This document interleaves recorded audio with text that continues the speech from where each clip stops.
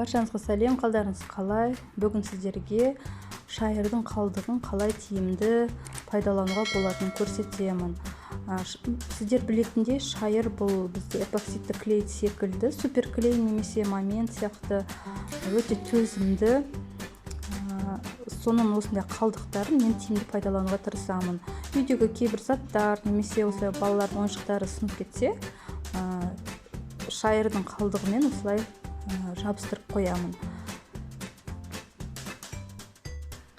Әрбір заливкада мен келесі заливканың соңына дейін осындай заттарды тауып қоям.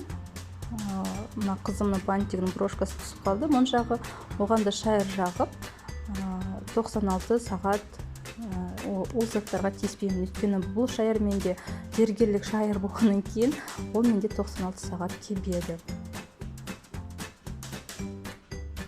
Кез келген затты осылай үй жағдайында жөндеп алуға болады. Міне 96 сағатымыз өтті.